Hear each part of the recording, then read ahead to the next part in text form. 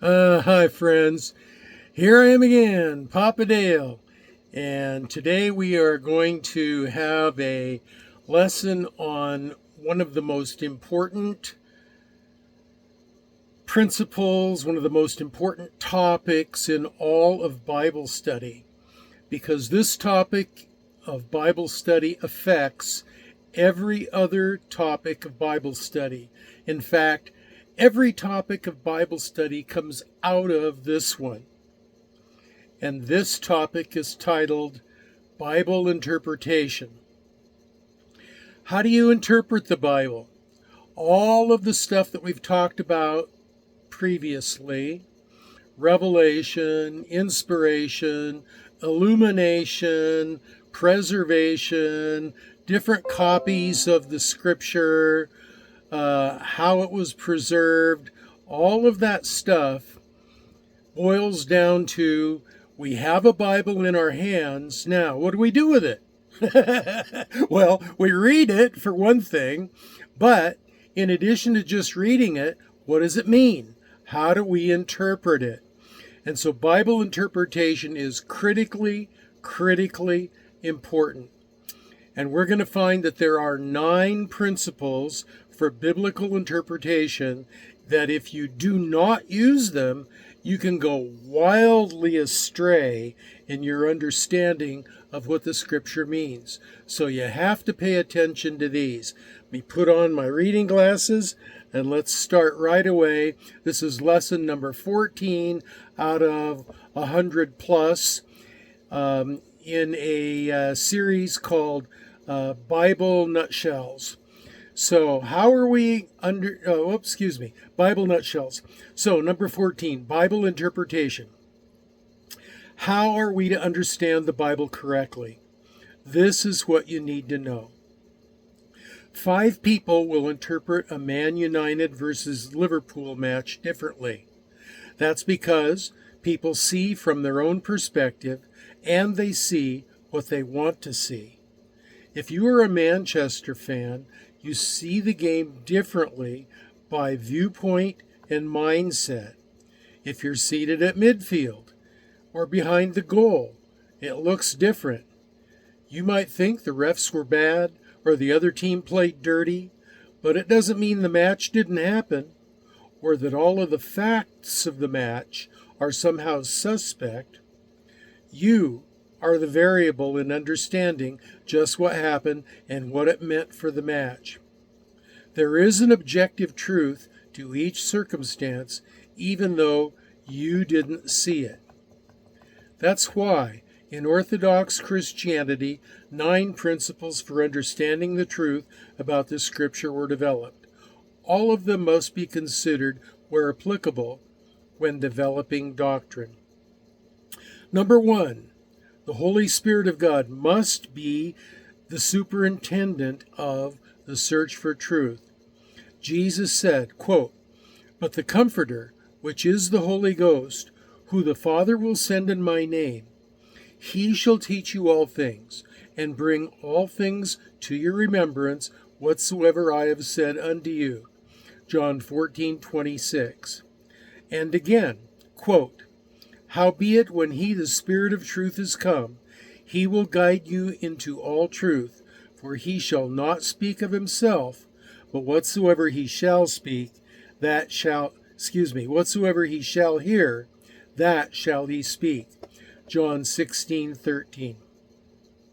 Number 2, plain language priority. This means that the common understanding of words have priority unless it is undeniably spiritualized language. The same is true for all communication. If it were not so, there could be no transfer of ideas from one mind to another. Anything you say becomes essentially irrelevant and subordinate to what I choose to hear. This was the problem with the teachers of the ancient rabbis and Pharisees. They said, God is so holy, so perfect, that every word, every number, every jot, every tittle has its own special meaning beyond the common understanding. This spurious idea has morphed into the modern era to the extent that some Bible teachers even make the chapter and verse divisions out to be inspired by God, when those things came about centuries after the canon was closed. Context. Number 3, context. How the writer intended the words to be understood within the verse, passage, chapter, book, and whole Bible, and within the historical context, are all important. The Bible is a book of history. Events do not occur in a vacuum. Rather, they participate in a narrative on a continuum that proceeds from a beginning point to a conclusion. Every event and every idea have a role to play that add meaning to the story. Each must be understood by the role it plays in that process. Number 4, hermeneutics. How the words were meant in the culture, literary form, idiom, etc. Hebrew culture has priority. Also, Greek and Roman culture in the Pauline epistles. Old Testament scripture originated in the mind of God and was breathed out through the Hebrew language and culture to Hebrew people. It was recorded for our edification, mostly by implication. There are many nuances of language and culture that need to be recognized for modern people to have the clearest understanding. The same is true for the New Testament, but the Greek language and culture must be added into the mix as well. Number 5, exegesis. The meaning of words within their normal historical usage at the time that they were written. Grammar, verb tense, modified antecedent, etymology, all of those things. The original meaning of the words written at the time they were written is the critical principle here. An understanding of Hebrew, Greek, and Aramaic are important. For non-scholars, the proper use of Bible tools is critical. Strong's Concordance, use of multiple translations, commentaries by true scholars are all helpful to stay on track. Improper use of these tools can lead to a false belief that one has understood when they have not, and the result in believing is false doctrine. Congruence. Number 6, congruence. Because God is God, he cannot contradict himself. His inspired written revelation must be congruent, meaning must be understood with consistency. What seems to be a contradiction is not. You must continue to pray and examine it until Holy Spirit illumination comes. You must also be willing to admit that some things of God will always be a mystery. Number 7, progressive revelation. Teaching will have nuanced meanings influenced by continuing history and by the spiritual maturation of the reader. Newer revelation interprets older, and line upon line builds a body of context which a believer can understand only as he matures to be capable of it. But the inspired revelation from God is closed. No new Bible is being written. Only Holy Spirit illumination, clarification of what already has been delivered is available. Number 8, structure. The lens you view it through is important. A dispensational, covenantal viewpoint or a blending of the two affects interpretation. Hypercovenantalism led to the church seeing God to have rejected Israel permanently and to the church replacing it. Hyperdispensationalism elevates the Pauline epistles above the rest of the Scripture, making it more important for today. Extremes here can lead to false meanings. Number 9, mentorship. Interpreting Scripture with respect to considering the studies of other truly godly Christians of today and of history is important. We must be aware of our own hubris in thinking that we modern believers, with all our tools, having proceeded towards the conclusion of time, know so much more than all our fellow believers of yesteryear. We must avoid the pride of believing our minds are more capable or our spiritual walk is more in sync with Christ than others. Humility is an important key in proper interpretation.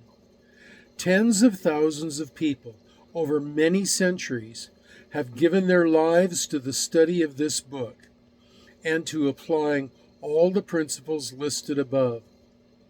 It is critical to examine and consider what they thought for us to have the clearest understanding ourselves. False teachers, apostates, and atheists have usually only read the Bible on a very surface level. They have not utilized the principles stated above. Others have so spiritualized their interpretations as to make the Scripture say just about anything they want it to say. Focused concentration and deep study are required to properly understand this brilliant book. A person cannot understand a book on genetics, let's say, if they read it with the same casual focus of someone reading a comic book. It is the humble heart of a sincere seeker that is required. And so these 9 principles of interpretation must be considered whenever, especially whenever doctrine is being considered, whenever truth is being evaluated. Now, there are parts of the Scripture that are intended for comfort, that are poetry, or they are intended for wisdom, and I'm thinking specifically of the Psalms and the prophets. Now, it doesn't mean that those don't have important points to be made in terms of doctrine. They do. But also they are written for comfort and for a feeling of love and a feeling of closeness with God in terms of the Psalms. And with regard to the Proverbs, they are the teachers of wisdom. And so those are poetic. We call those poetic literature. And the 9 principles in terms of fully analyzing and detailed analytics of passages isn't always necessary.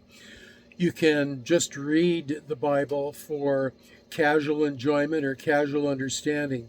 But if the intention is to draw out of the Scripture meaning that is going to create doctrine or be applied or teach doctrine, then these 9 principles must be applied. So that's what we know for today. That's what we're teaching today.